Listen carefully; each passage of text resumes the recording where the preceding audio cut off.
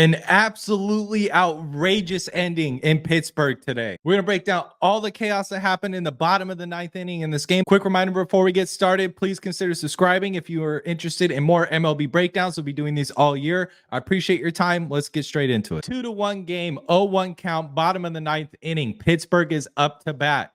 And we're going to start off. It looks like possibly a little slider here, but it catches the middle of the plate. That's a base knock. Up the middle. Great start for Pittsburgh, bottom of the ninth. Next batter, 2-0 count. Runner on first. Still nobody out. Gotta say, pitcher looks like he's missing his spot. Pitcher puts it out in the middle. Batter takes advantage. Great play by the right fielder here. Underrated angle to keep that out of the gap. Cut it off in time to keep the runner from scoring and not turn that into a double. Underrated play. Runners on first and third. 1-0 count. And the catcher's going to get absolutely drilled here. I feel so bad for these guys, but I kept this in for a very specific reason. And if you used to be a catcher, I need your help because I cannot understand this. You have the tying run on third base, okay? And there's two things that this catcher is doing that, again, I was never a catcher when I played, so this is probably something I just don't understand. The catcher's setting up with the tying run on third with his leg out. And then another thing I'm noticing is he's putting his hand on his chest plate, which, again, it just feels like you're asking for something to hit you in the hand, which is your throwing hand, which you're trying to protect. Usually, I know you're trying to keep it so you can get like a quick transition if there's a guy that maybe if the runner on first is stealing. But he's going to take a shot here in the leg, and he's got his leg kicked out. Another thing is like it limits your mobility. So why is it just because this catcher is so confident in his ability to drop down and block this ball and keep a pass ball from happening? Is it because he's super confident in his pitcher that he's not going to miss his spots? I just don't get it. So if you're a catcher, please comment below and help me out because I don't understand this setup at all. But here you go. He's going to take an absolute shot. Foul ball off the inside of the leg. Needs a minute, but he's okay. Stays in the game. Full count, runner on first and third. Nobody out. Walks him. Brutal walk, but you're going to have the bases loaded. So now you're going to have the force out at every base. Not the worst position to be in considering, you can kind of do that 4-1 double play. I'm assuming the infield's going to be in on the grass here, trying to make sure if they get that ground ball, they're going straight to 4.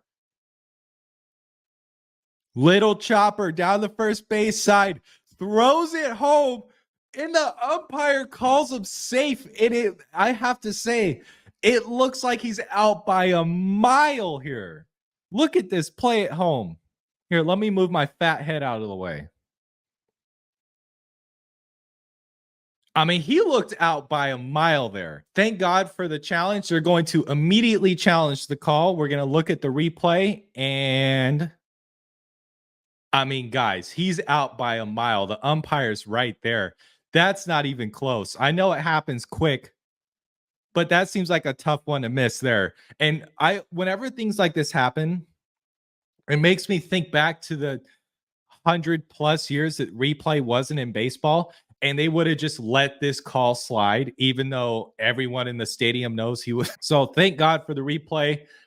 They reverse the call him out.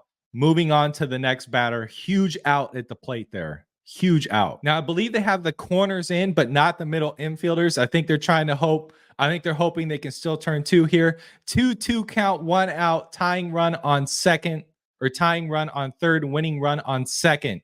Here we go.